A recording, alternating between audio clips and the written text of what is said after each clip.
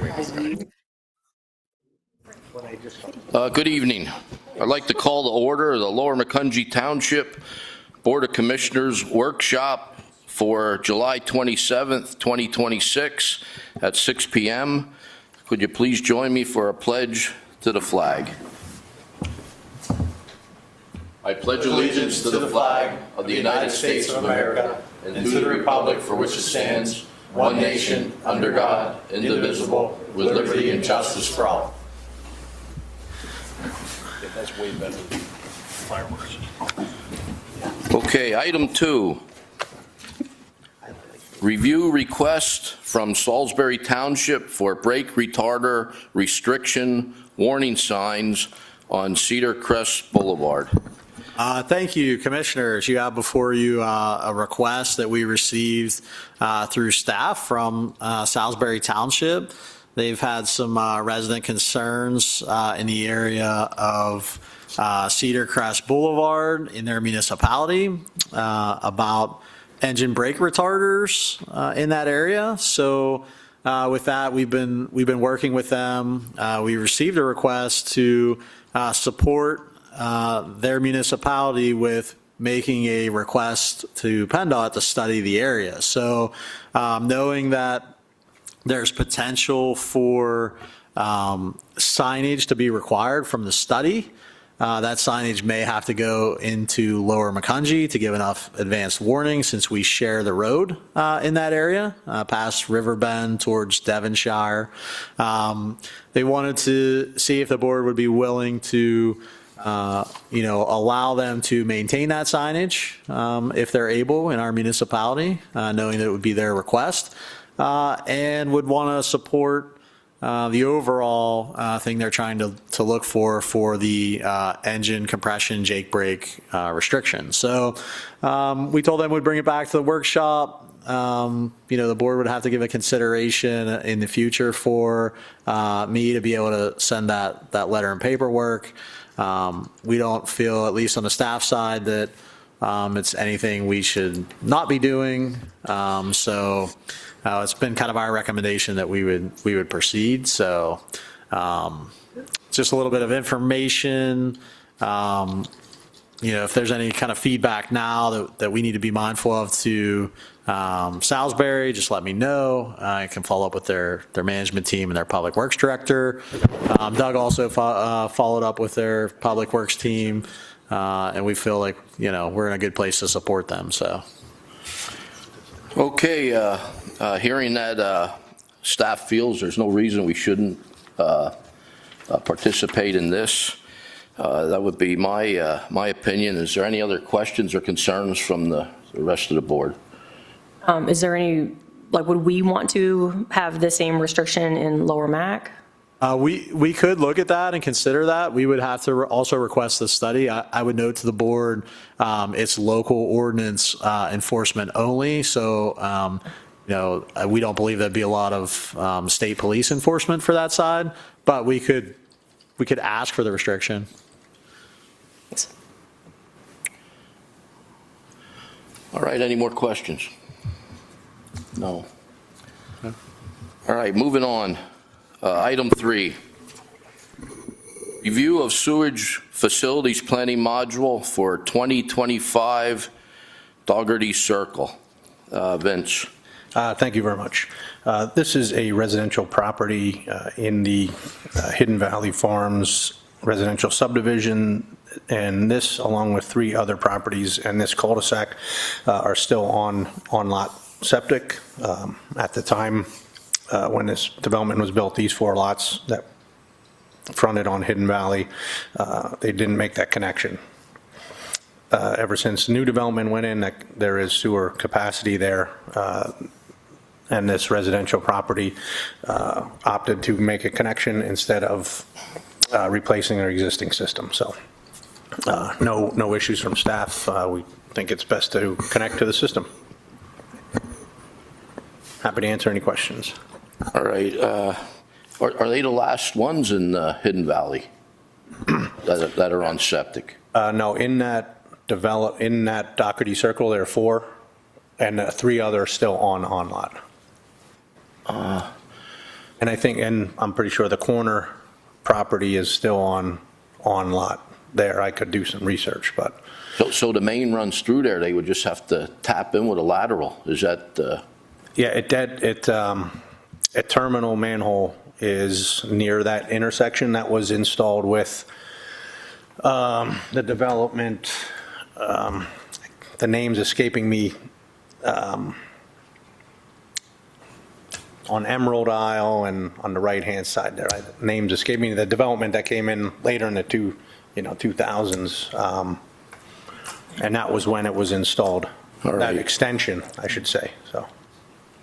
okay, it just seems unusual that fourth property don't want to tie in. You would think that'd be a benefit for them, but that's their choice, correct? You say 3 of the 4 are tying in. No, I'm sorry, just one is tying in. Oh, just one of the There are 4. 3 property, there are 4 total properties on that circle, that cul-de-sac, Right. that are on lot. One is tying in because they're not, Their system's failing. their system's failing and they're not going to replace the system. All right. Any questions for Vince? Development name. Engineer McAdam, anything to add? No, we had coordinated with the township we're okay with the documents that were submitted. I think I don't know why the other residents haven't connected. My gut feeling would be that their systems are probably still functioning. Mm-hmm. And what's nice is in looking at the plan and seeing that there is an existing township main in Doherty Circle, they can connect relatively easily. Right. So I think this significantly predates me, but if laterals were run when the main was put in, it'd be great, because then they're literally just making a new connection roughly at the right-of-way.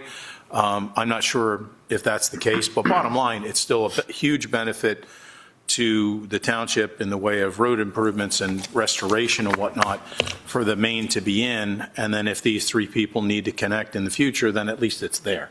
Yep. And I'm just assuming this, they're probably stubbed off the main in front of each one of those properties. I would assume so. But again, it predated me. I don't know, when it was done, who was looking at it and whatnot. But traditionally, when you're going to run a main, you run the lateral stubs as well.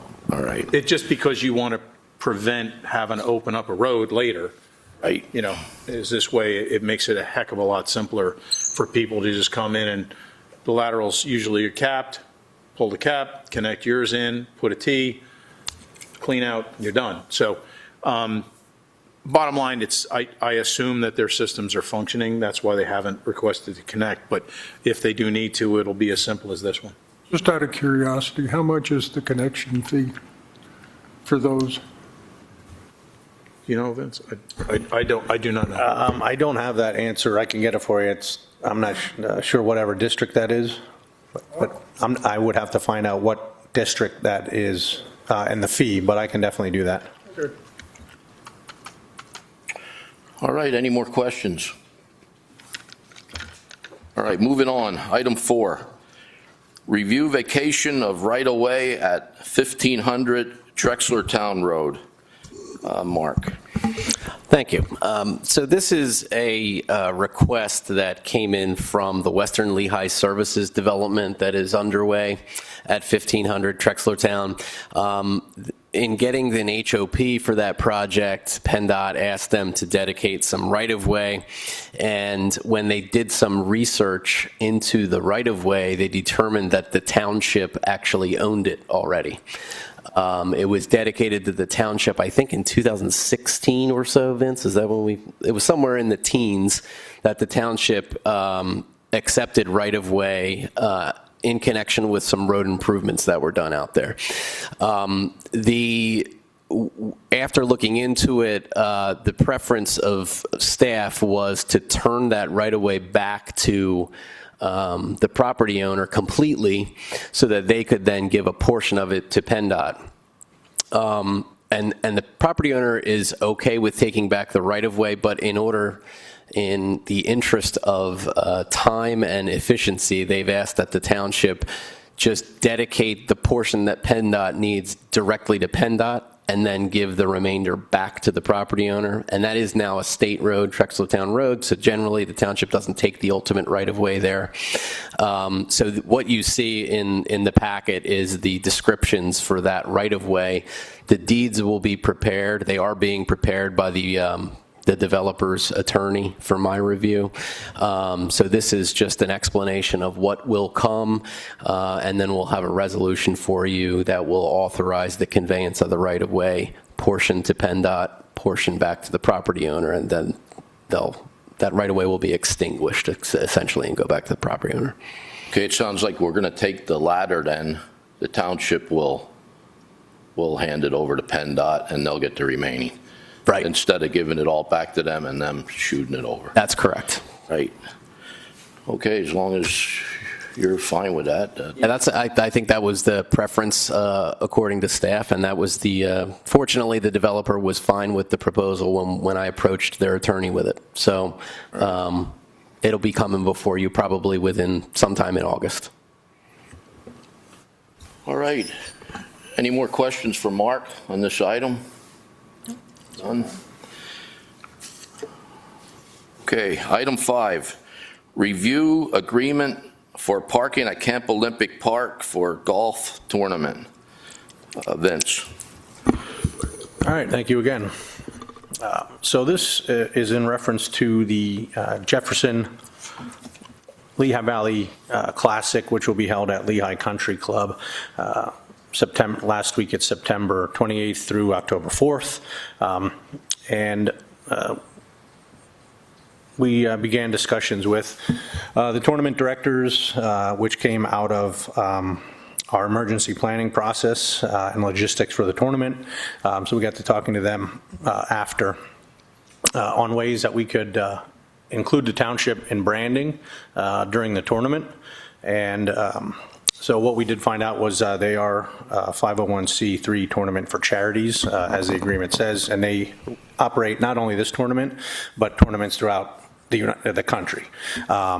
So they are planning on being here. They have a 5-year contract with Lehigh Country Club, so they want to partner with the township, be a good partner in the community. So in our discussions, we did work out let me back up, sorry, as part of the logistics then, they do need larger areas for parking within the township, so they have contacted other businesses, other areas to see if they could park, and the parking at Camp Olympic is very advantageous for them because it's close. It would be for their VIP parking, so it'd be very controlled, wouldn't be for public parking, be controlled by their staff, and so in our discussions, they were willing to provide sponsorship opportunities for the township to get our branding out in front of the public. And this will be a live event on TV, so hoping that our branding will be out across the country. But again, in those terms, then we're working with them on this agreement. So we are offer sponsorship at the tournament, and then also they wanted to sponsor the back to school event, which is here at the community pool. So they're going to sponsor, if we enter into an agreement, they will sponsor like a mini putt-putt there, and so get their name out, get our name out, and again, the biggest thing is they want to partner, be a good partner for the community. So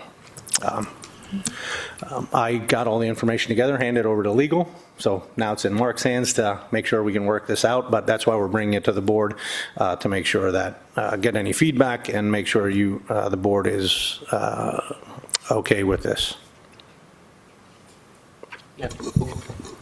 I can add, I did draft the agreement that you see. That's the license and indemnification agreement. So we had originally gotten a package from them outlining the special events that they're going to host for the township residents, the youth clinic and the miniature golf event, and then the sponsorship.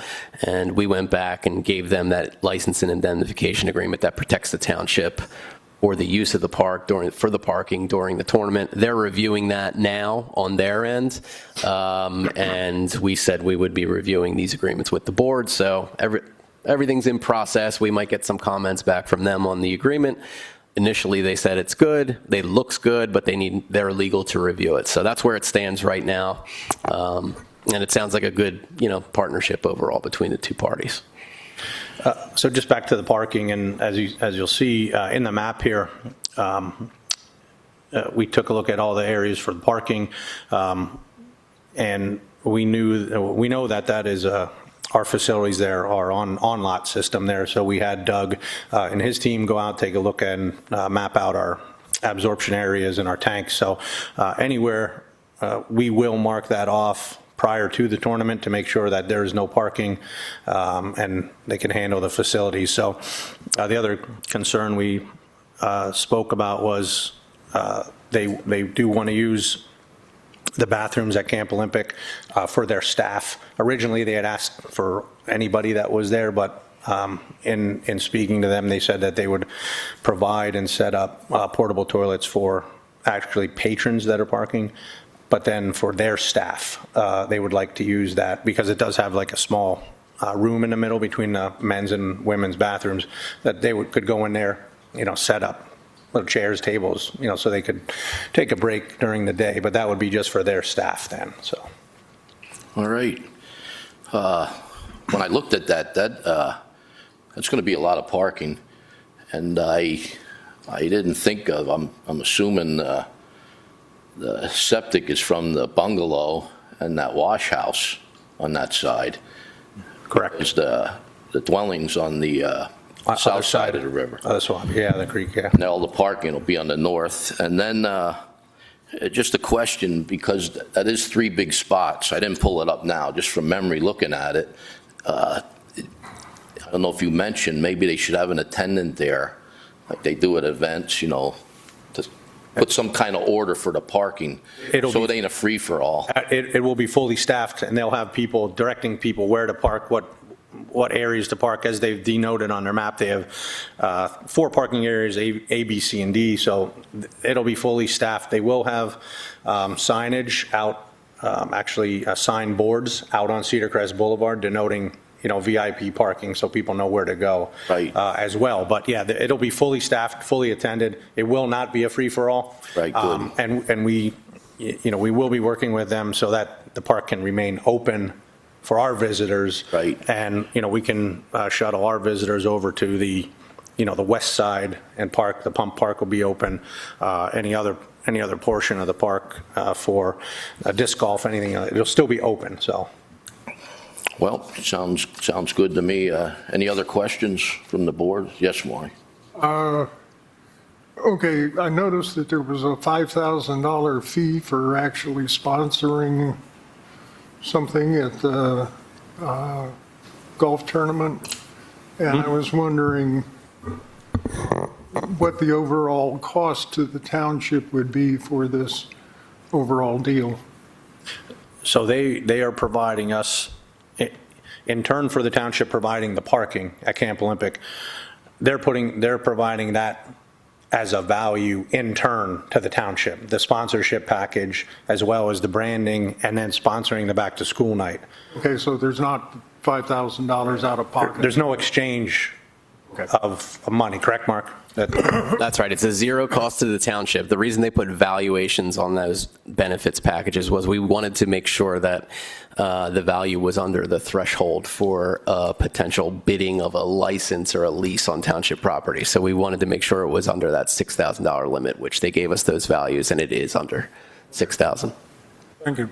Hey, just one last question. In today's world, our insurance covers us for having parking there for an off-site event. We are requiring that they provide us with their insurance for And this. it's probably in that plan. It is in the agreement, yes. Okay. So that's when you said protections for the township, that would be like property damage, injuries, that's all under their policy. You name it. I put it in there. So there's an indemnification provision, and then there's an insurance provision. So they're going to be responsible for anything that happens in the park while they're using it. it's on them and their insurance, and they'll have to provide proof of insurance before the event. I think it's 30 days before the event. And again, like I said, they've explained to us, I'm not trying to, sell this for them, but, they are going to be here 5 years. They said some tournaments that they've had, I think they're one in Arizona, they've been there 20 years, so typically they do a 5-year contract, and their intent, as long as everything goes well, is to stay here and be in the community, so. Question about this, just so I understand, the youth clinic, is that open to anyone, or is it just kids who are there at the tournament? It's open to, my understanding is you have to buy a ticket for that. Okay. So they try to get sponsors, as part of the tickets for that day, the youth can go to this clinic, but it's not open to the public just to go to the clinic. Okay. And then, as we heard some feedback from a resident on communication for the closure of the train tracks, what's the communication plan for just the general event, and then also that there's going to be road impact? I mean, even if no roads are closed, but there's just a lot of traffic, what's the plan? Yeah, so that is very detailed plan. We have monthly meetings that started back in March. All state police are involved. Salisbury Township is involved. We are involved. Our local emergency management, ambulance, fire, everyone's involved. Once we get closer to the tournament, there will be some road closures. There probably will be some congestion. But as the tournament, they have private security, private traffic control, so they will be doing that. But yes, there will definitely be media releases. We'll have stuff on our website on what times any roads are closed. And to my understanding so far, the only road that will be closed is Country Club Road. That would only be closed during the day, during the tournament, so that people that purchase tickets, along with golfers and all the staff and potential camera crews, that kind of stuff, they're going to be going from the back side of the course onto the front. So logistically, felt it would be better to close the road to eliminate any hazards. But again, that'll only be closed during the day, during the tournament.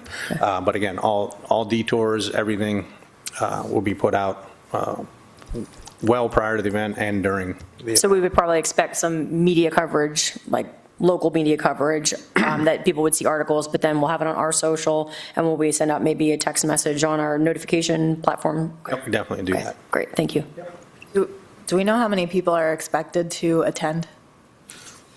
I apologize. I didn't bring my other notebook for this, but I think they were saying about 5,000 a day, something like that, Bruce? Is that? Yeah, it was about 5,000, knowing that their lineup of golfers could change that, of course, and that could see maybe some more increase in people, but they thought conservatively around like 5,000.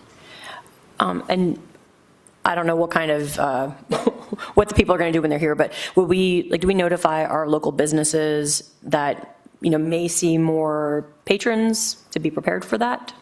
Yeah, we can definitely make that, put that out on our social media and share any social media posts that the tournament's putting out as well. Okay. We have contacts with the chamber, so the East Penn Chamber can get that out to their business community. Restaurants might see more traffic, they might need to staff up, order more food, whatever, that kind of thing. Okay, thanks. Definitely, and I think just for the board's knowledge, we really want to brand Lower Macungie Township. We don't want this to be an Allentown tournament. No offense to Allentown, but it is within our township, and we really want to push that to make sure that we get our community out in front of everyone, what we have to offer. So. Okay, any other questions? All right, thank you, Vince. Item 6, review proposed zoning and saldo ordinance revisions/amendments. Nate. Thank you, sir. I'd like to first off thank Mark for drafting the ordinance as the board sees it this evening that we'll be reviewing. We've worked diligently over the last several months to do something along the lines of what we did in the fall, which was to go through our list of outstanding items and issues, either from a zoning or a subdivision and land development perspective, for issues that Vince and Chris, our zoning officer, myself, Brian, township engineer, we all see as applications and violations, or projects move through our process, and make sure that we're trying to keep loose ends as managed as possible, but more importantly, to make sure that our planning, as well as the efforts of our ordinance and what it actually means, is being enforced. So I would like to just take you for the ordinance briefly here. Again, noting that many of these are what we addressed in the fall as cleanup or technical items only, and not really policy related. But with that, going through the zoning, we were looking at changing some definitions to be more in line with our planning documents, such as the architectural design guidelines, our pathways and sidewalks, to make sure that the definition is the same across different sections of ordinance, so there's no miscommunication there. Ensuring that mobile homes and manufactured homes are managed as well as regulated equally through both zoning and saldo. Working to ensure that home occupations are within the home, and they're not in an accessory building like a pole barn or a detached garage where that could become a standalone business as opposed to an in-home occupation. Dealing with items such as residents being able to share fences instead of having to go to the zoning hearing board because of our buffer requirements for fences previously. Pods, which we see often for people moving in and out of the township, making sure that those are actually going to be on private property, so we do not have an issue with on-street parking and traffic concerns. So now those would be required to be on private property. And then looking into other items such as making sure that commercial buildings are properly regulated for their accessory structure heights, which would be a maximum of 18 feet, which previously there was considered room open for interpretation. So now that that's solidified. We do have two policy-related items that I would like to bring to the board's attention. One would have to do with our coordinated commercial development. Staff is recommending at this juncture that we remove this section from the ordinance and we look at uses on a case-by-case basis individually and not as two primary uses on a shared lot any longer. We have found that that can be troublesome during the both land development and planning process, as well as construction and administration after. So we would like to proceed forward with our recommendation to you for removal of that. Likewise, we are recommending the removal of the open space subdivision development. The reason for that being several reasons. One, the net outs, which were part of one of the hallmarks of the open space subdivision, are now required for all of our subdivisions in the township. So we're ensuring that lot calculation is for high quality land for the benefit of the end users, the future residents.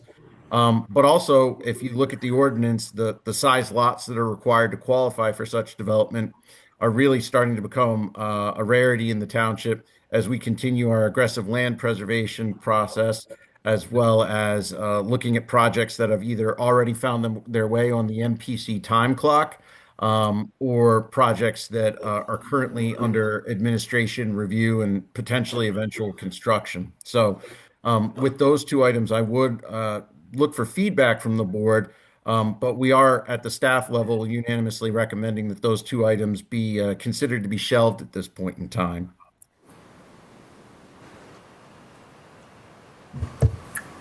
Does anybody have any feedback on those two items? I know that those are really the talking points compared to kind of the administrative and clerical items that I mentioned previously.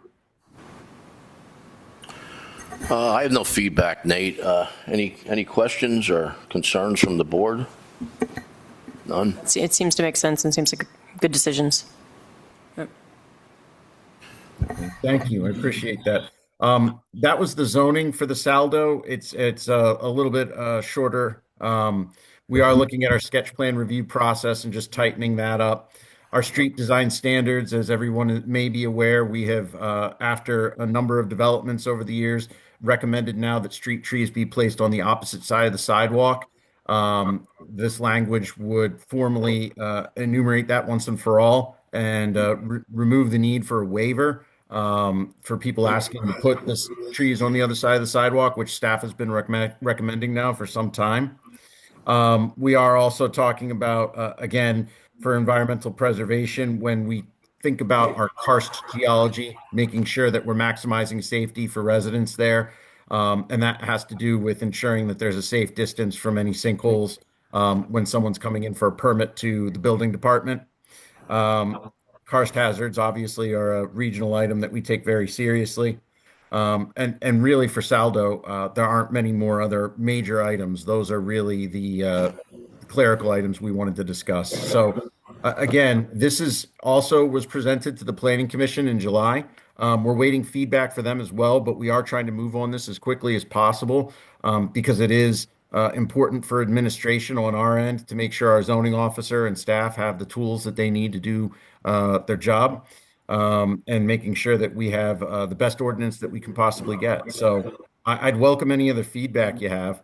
And if you have any other questions, I'd be happy to take them. And then, of course, the board has the opportunity to review this again once the Planning Commission makes a formal recommendation to you.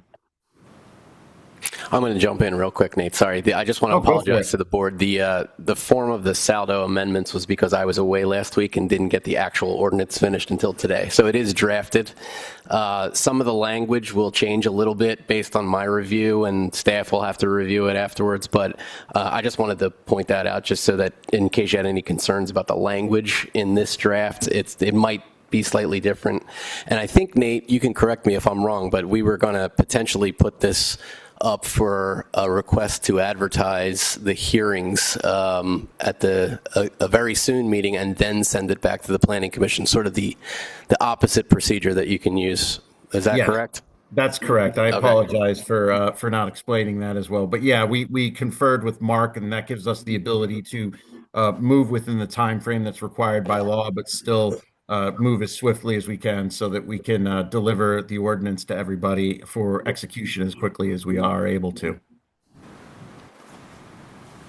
Lori. One question I have is back to zoning is, okay,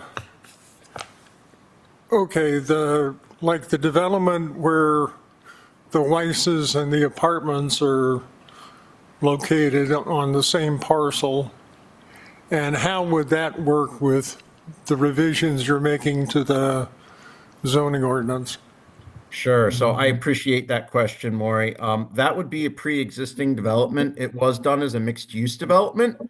However, at this point in time, they would be considered pre-existing. What we would be looking at with the modifications to the ordinance is basically taking new developments moving forward and making sure that they're administered in a fashion where we don't have a similar situation.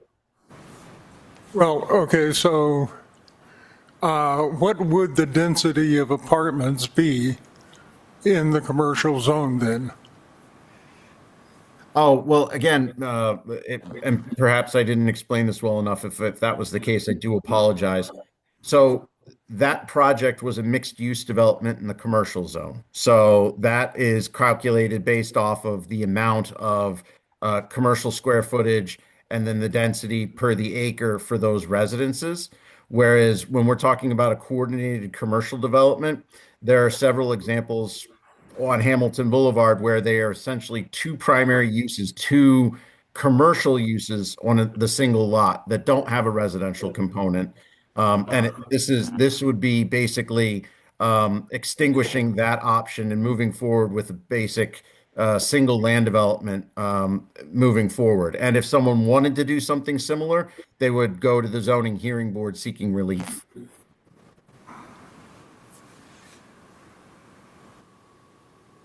I still don't quite understand it. Well, I do follow you, Nate, because we have some on Hamilton Boulevard that are two separate businesses on one lot. And so you want to move away from that. Yeah, we're looking to move away from that. We want to move away from that. We may want to move away from that primarily because what we see is some projects just aren't being finished. And what we're trying to do is make sure that things are managed in a timely fashion so that we can close out projects and so that we don't have active construction for a very long period of time on a site. Yeah, the Taco Bell and the office building behind it is a good example of that. I think we were all thinking the same thing. But again, I guess I asked the question, what would the density of apartments be in a commercial zone? Again, that would be mixed use in the commercial zoning district. We're not proposing any modifications to that at this point in time. I can pull the ordinance up for you right now, Commissioner, and try and find that for you. But the proposal that we're putting in front of you doesn't change that density. But I thought the combined use in a commercial zone was being eliminated. Combined use for two commercial uses. Our coordinated commercial development is essentially what was mentioned before, two commercial uses on a single lot. With the other option that we have is the mixed use in the commercial zone, and that is the one that unlocks the residential capability. And that one's going to remain unchanged. The mixed use in the commercial zone is not being proposed for any modifications at this point in time. You're correct. Okay. All right. Any more questions? No. All right, moving on. Item 7, review updates to the liquid fuels map. Engineer McAdam. Excuse me, thank you. This year we have 2 roads to add. They are part of the Millbrook Farms Phase 6 project that was dedicated. And the other roads that are listed in the exhibit presented for you guys is looking at PennDOT's liquid fuels map that they have on their website. It doesn't look like they followed up on the changes that the township had requested.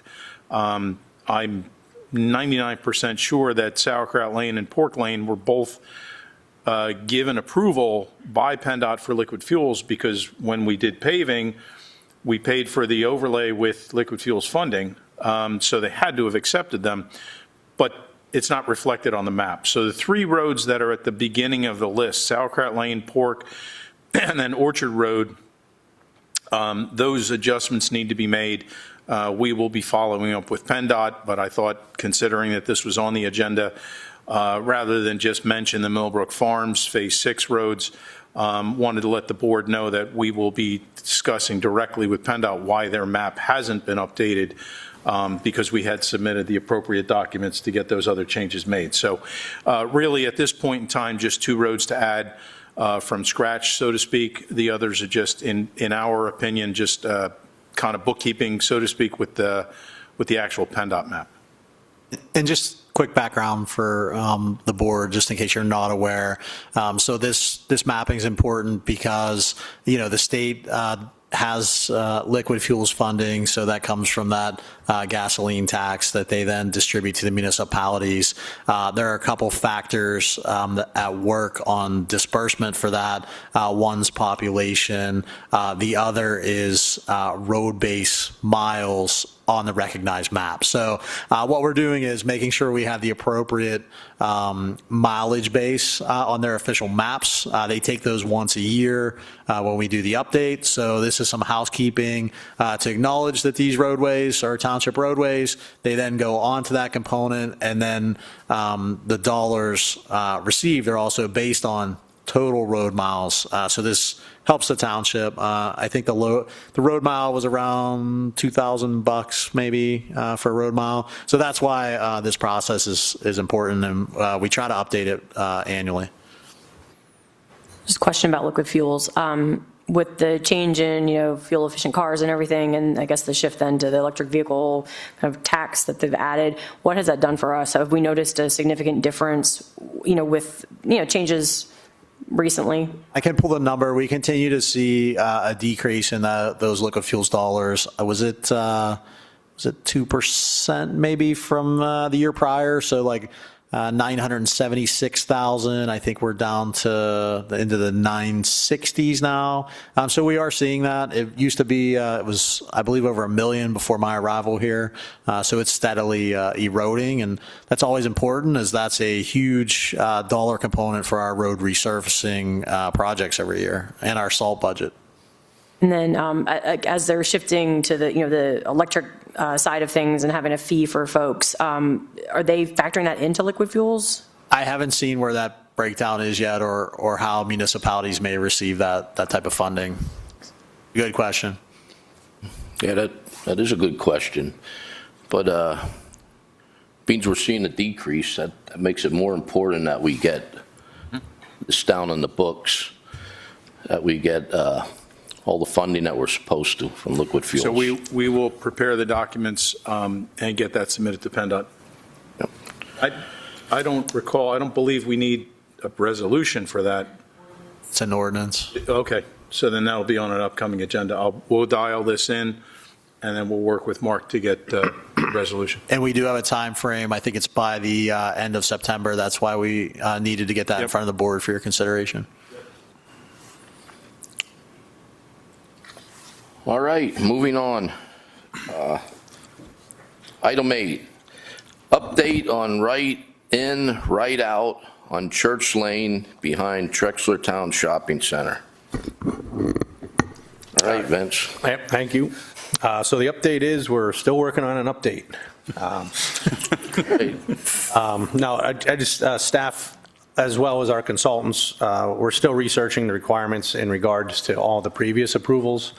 And in the documents that we're still finding from that approval, which was in 2010, which originally approved in 2008 and 2004. So there were some revisions, and this came about in 2010. So again, along with that, we're also speaking with Mark on if they're legally, what options are there for the township, if any. So that's where we're at. So. All right, and Beans, I brought this up. I went over there just to get it sunk in my head that I'm looking at this correctly. But heading east on Church Lane, there's no signage that you cannot make a left turn, but the road is not designed to make a left turn. So that even complicates it a little more. And I always thought there was one there. I went back a couple times, and I didn't see one unless I missed it. Maybe the sun got knocked down over the years or something, maybe, right? But anyway, Vince, you're on it, but thank you for that. If that truly was to discourage tractor trailers from using that entrance and exit, that was definitely the intelligent thing to do. If I remember correctly, in the 2004 approval, that was the only access to Church Lane. That it wasn't, okay, so eventually it was decided to go ahead and have the main through street tie in and be a full function interchange, but that was not on the plan originally. And so the right in, right out was basically because of tractor trailers, and it would aim them at the bridge, which nobody would want them going over the bridge. So it was discourage tractor trailers, basically. Yeah. So, Maura, you are correct. And if I can remember half of the things that you remember, I get to your age, I'm on track. But you're right. So in 2000 there's two plans in there, 2008, 2010. After that, and that was when the Giant was added. Yeah. So prior to that, the 2004 plan did not have the Giant, and you're correct, that was one entrance. So, so again, we are digging in further because there may be conditional use involved and everything like that. So it's, Okay, thank you. thanks. All right. Any more questions on this topic? All right, moving on. Item 9. Review traffic signal application TE-160 to add a pre-exemption device at the intersection of Lower Macungie Road and Church Lane. Bruce. Thank you. What we do every year, the Public Works Department plans and designates those traffic signals that don't have the preemption devices for the emergency services vehicles.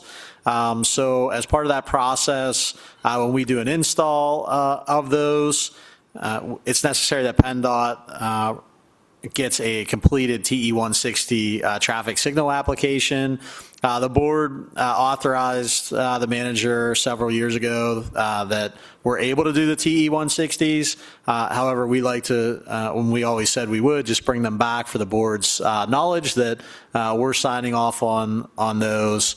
We ask you to do just a quick consideration, just so it's in the record that we made a change to the plan. So our simple, basic operating business, the traffic engineer did look at these. Mr. Heinrich did prepare the plans for the Public Works Department, and it's some general housekeeping. So unless there's questions, we try to do 2 intersections a year, and you'll notice that you'll see those occurring for the next several years. Can you explain what the device is? Yeah, so it looks like, you'll see it up there. It looks like kind of a light bulb facing. As these emergency responder vehicles, they actually emit a signal that reads and engages, and that turns the traffic lights green to accommodate them going through. So it actually, they call it preemption because normally there's a code that all of these traffic signals are following. So like a timing, it makes the signals go away. When this hits that operation, it actually preempts all of the programming so that then they get that green light to proceed. So that's why it's necessary to have the signal permit, since you're altering the actual like timing and the components of the signal. Like overrides timing? These older signals did not have these. It's standard. If a new signal goes in now, this is an absolute. So Right. a lot of townships have to go through and kind of sort of play catch up. Do we know how many more we have left that could be updated? Yes, we have 2 scheduled this year, so it'll be 3 this year, and then there'll be 3 more remaining left. They'll that's probably be good. budgeted for potentially next year. Wow, I didn't think you'd have an answer for that. Well, thank you, Doug. No, this is a good thing, very good. But I have no questions. Any other questions on this? No? All right. Item 10. Review entry and access agreement with Liberty Property regarding Smith Lane Bridge project. Bruce. Yes, so we've had lengthy discussions about the replacement of Smith Lane Bridge. For those that aren't aware, Smith Lane Bridge is headed out towards Mertztown. Smith Lane is a dead-end cul-de-sac roadway that has 1 residence on it, all the way at the southerly end. As part of our replacement project, it's necessary that we remove the existing bridge, perform some updates to the abutments to accommodate the new drop-in structure, but there will be a time frame where that resident doesn't have access. So to the south is actually Cogden Hill, the Prologis Liberty Warehouse development. Cogden Hill is a private lane. However, at the top of the private lane, there is an emergency access way that was put in. It's gated. There are 2 gates there currently that are secure for the fire service. So knowing that we would need, both coastal, resident access to that area, we approached the Prologis Corporation to see if they would be willing to provide some access to the access road during the project. So Ms. Flexer's computer is jammed up on the exhibit for where the gate is in the Google Maps section. However, we included that part in the board's packet. Mark has been working diligently to review proposed agreement. It does require the township to provide indemnification for any damage of this section of the emergency access point, plus the landscaping and everything else. For the resident, we would have to ensure that we're providing that appropriate coverage. We also have to name them on a certificate of insurance for these coverages as necessary. But they've been very accommodating to help kind of facilitate the project. So the resident there has been great. We appreciate them and their willingness to kind of divert their life and their deliveries and everything for a little bit of time. But we would ask the board at a meeting to consider allowing us to execute this agreement for that component. Mark, I don't know if I left anything out on the legal end. No, I did review the agreement. It was drafted by Prologis's in-house counsel. It's very well drafted. There really were no revisions I saw needed. I did just point out some obligations to staff that they're going to have to, I think Bruce already mentioned, with respect to the insurance and the indemnification obligations, customary obligations when you're asking a property owner to use their property. So I found no problems with the agreement, and staff was getting all that information together so that it can be considered for you at an upcoming meeting. Okay, there's no utility poles right there at that entrance, you know of, Up top, at the road going in. there's, I thought there was, but, there's some along there. right, I don't know if they'll have to be involved. I think it's right aside of the old bridge.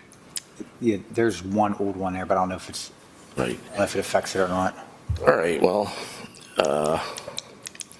any questions on this topic? Just for my own information, how, do we have to tell the USPS, the mail, like the postal, to go the other way? We're currently working with the Postal Service. Either they're gonna put a box down below for him, or they'll put it up there with Prologis. Thank you. Okay, moving on. Item 11, manager updates. 11.1, should I roll these all together, Bruce? You can. I would ask for a brief personnel executive after this. If you have 5 or 10 minutes, just a quick update.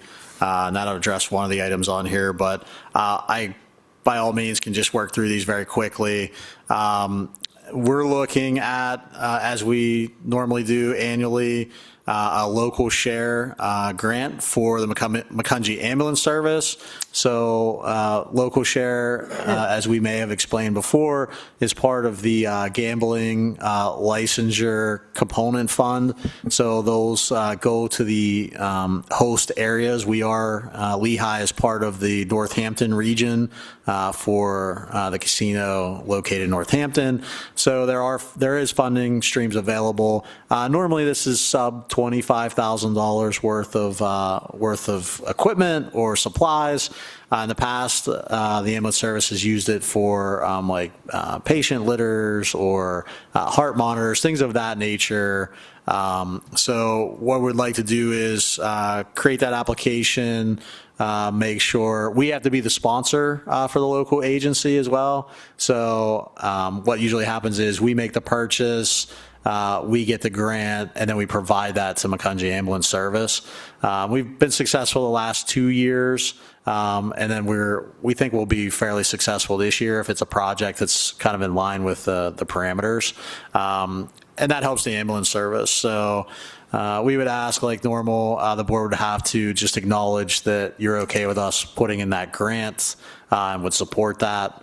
We're working now to get an actual dollar amount. Last time I had spoken to Chris from the ambulance service, we think we're around, his project's about 40,000. So we're going to see what the funding source might be. and then we'll cap it from there. So we'll have that. I think those just opened. We have a couple months until they're due. So once we get that, we would ask to have you guys consider that. So let me know if there's any problems. We always think the grant side's at least been. The 11.3 is a little more in depth. I will say we've been approached from our partner municipalities in the valley, specifically Upper Macungie, to consider the potential of loaning of some sewer allocation in the future. There is a fairly large user, potentially in the Upper Macungie district, that would require some additional flows between 2029 and 2031. Both the Lehigh County Authority and Upper Macungie have reached out to this township, the city of Allentown, and South Whitehall to engage the willingness of potentially loaning this allocation. It would be necessary that the board would consider, they've asked for a letter of intent for our willingness to look at this so that they could provide that back to the user. And then it would be necessary that the board would consider like a formal agreement on that between the municipalities and the Lehigh County Authority. What we're hearing now is that formal agreement would have to be considered by the board within the next 90 days. We are looking at things like fees for that rental of that allocation, if possible, benefits to the township that may be realized from this allocation. Staff and I have done our research on available allocations. Right now, we don't have availability. However, in 2027, with our updated 537 plan, we did request additional flows from the Pennsylvania DEP. So it would be contingent on those flows as we requested that they be released in 2027 so that they would be there and available. So we're working with the partners. I wanted to make sure the board was okay with us spending some time here and some legal review and such things as we move forward. Unfortunately, I can't reveal many product details or, type of business or anything else like that at this point, as I'm not extremely privy to those. So just wanted to update the board, make sure I was in the right place, and then go from there. So, and let you know that we would have something if it's okay to kind of move forward to formally consider. I'm going to any questions? Well, not a question, but a comment. Comments?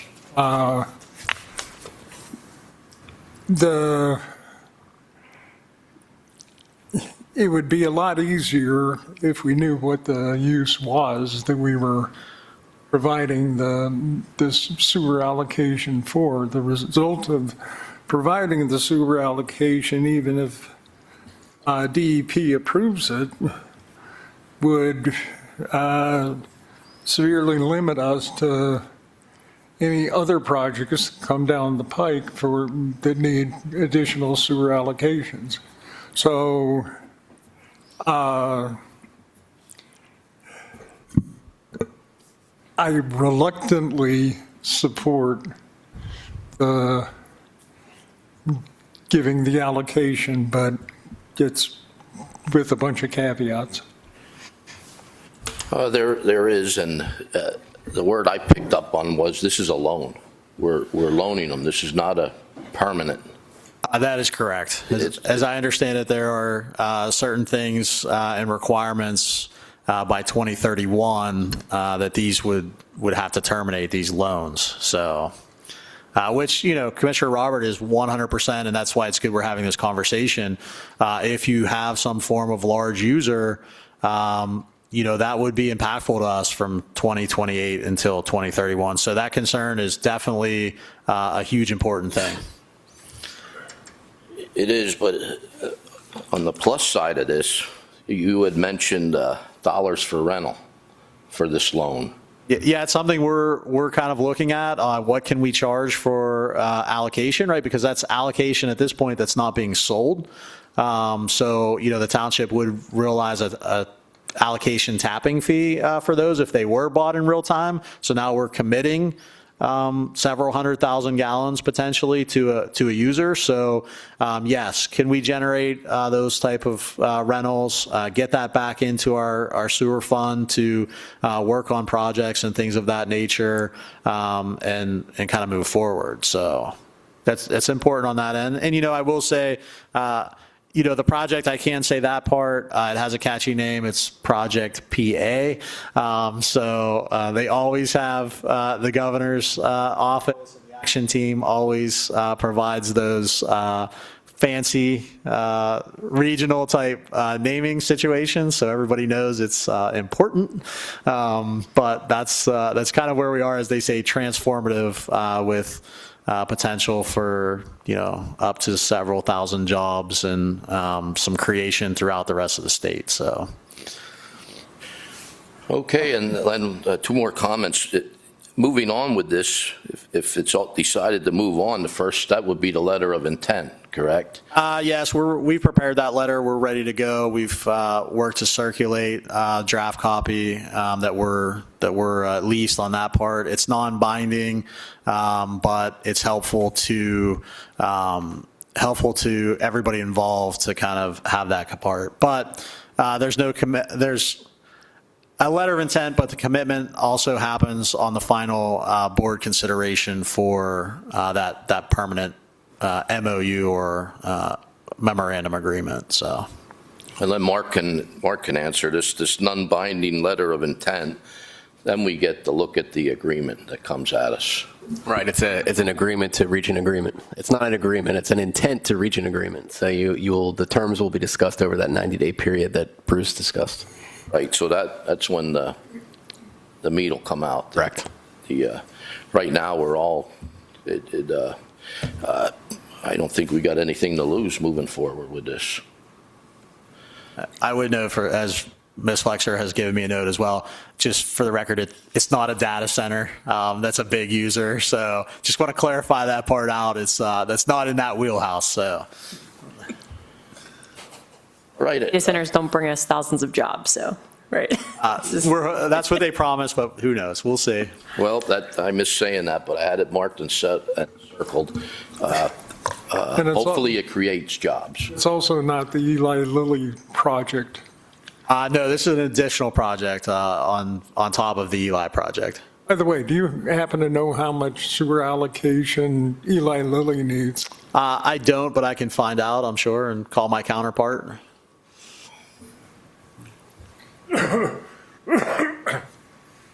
All right, any more questions? Mark, any comments for us? No, that's all we can share, I think, at this time. All right. On that one. Right. And then Nathan, if he's still here, I know we were having some computer glitch issues. This Act 4 program, the County Farm Preservation Bureau did reach out to us to consider renewing our Act 4 tax break for preserved farming entities. That's the extent of what I know about it at this point as I'm researching.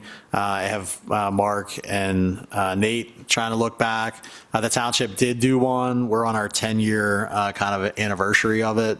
So it's time for us to bring something back to the board and have you either consider it or not. So Nate, did I miss anything on that end?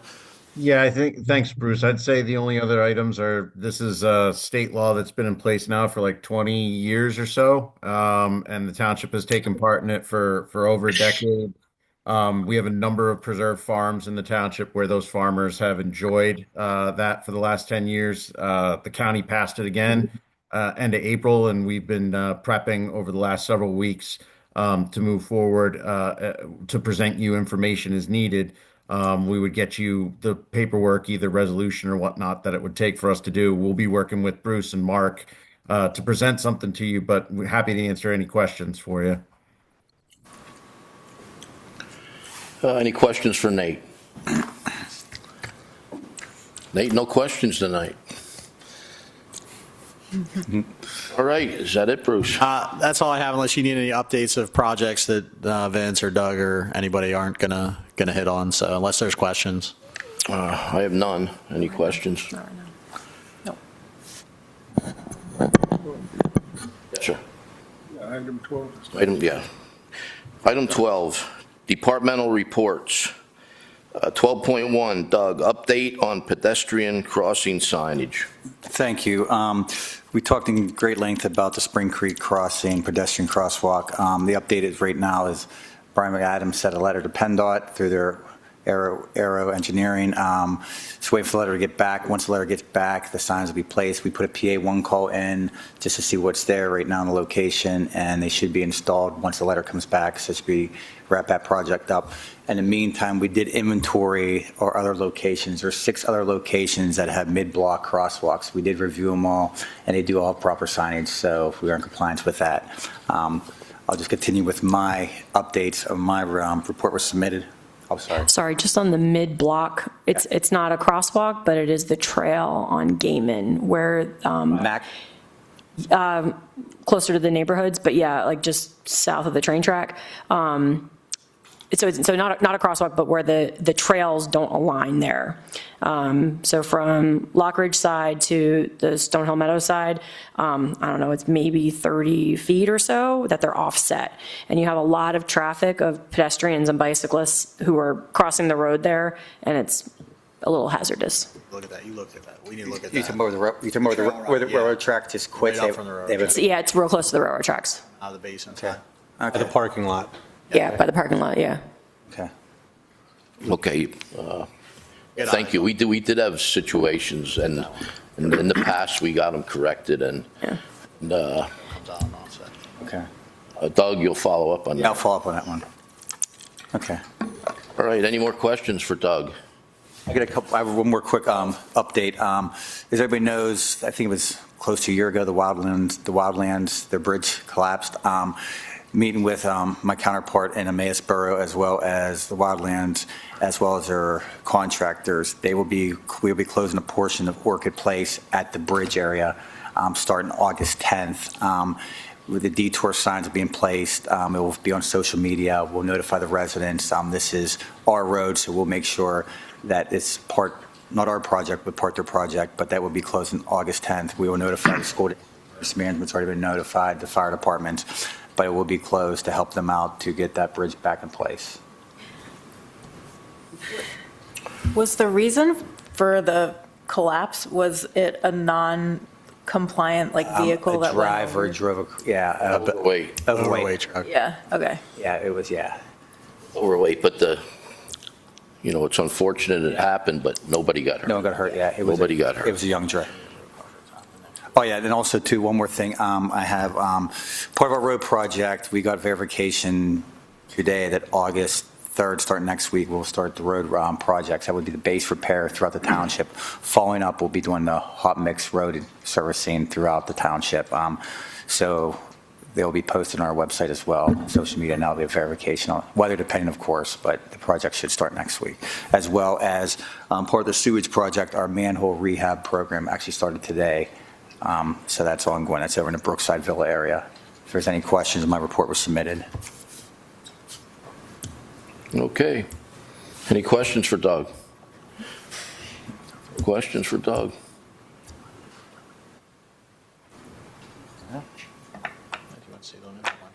Nah, he's good. Up to- Sorry. Okay. Make sure anybody wanted to see the manhole lining to make sure he reached out. Yeah, if anyone wants to see manhole line as well as grinding is going on right now, you're welcome to get a hold of me. I can take you to watch the grinding and the manhole. There you go, Steph. I seen it. I did see it. That's all I have. That's Melissa. There. All right. Item 13, public comment on agenda topics. Just Vince. There's no other. Just You have a department report. Can't let Doug take all the Oh, credit here. he didn't write Vince on, that's why. You're not listed here. Oh, boy, who wrote this up? Okay, departmental reports. Vince? Thank you. I don't have anything for tonight. No, I'm just kidding. I'm just kidding, Ron. No, thank you. I have to make it a little, I made my report. I just want to go over a couple little things that we just kind of like a little 6-month roundup here. And in seeing how long Doug's reports are with all his things, I had to add some of my own reports in, try to get it as long as Doug's. So, Right. But again, I just want to let everybody know my staff's working hard. We still obviously have a lot of land development going on. We do have one appeal tomorrow night at the Zoning Hearing Board, and this is for 5324 Indian Creek Road. The applicant, it's a non-conforming use. It's been a storage use for as long as I can remember, and I've lived here my whole life. And transferred owners, and the owner wants to continue it as a storage use, so there's no principal dwelling on the property, and he wants to expand for more personal storage. So he's seeking relief in front of the board tomorrow night. So permit numbers are pretty much on track. We will be over our residential single-family dwellings from last year, only because of the Mertztown subdivision, the Ryan Home subdivision. So, and again, as of 6 months out of the year, we've taken in 658 applications through the department. We've also, my staff has also, along with myself, when I can get out of the office, we performed over 1,100 field inspections. So that's for building permits. We've performed 52 fire and life safety inspections, and that's on track for this year. So this is our odd year where we perform about 110 this year. The other next year we'll do about 120. I'm sorry, 220.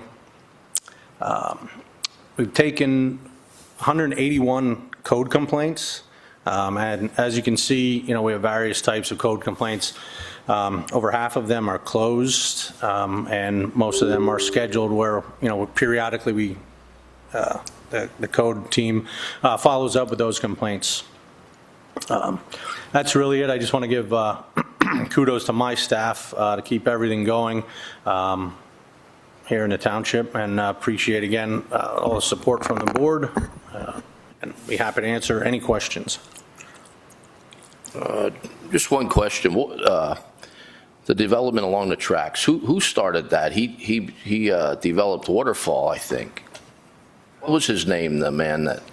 Oh, Ira Lyric, yeah. Yeah. So that storage unit that you're thinking of, Ira's, that's not the subject property here. Oh, it's not.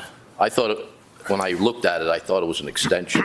So this property is almost about where you come out of Jasper Road from Indian Creek Village. Yes. It's kind of a little to the left. There's 2 single-family homes there, and then there's a storage area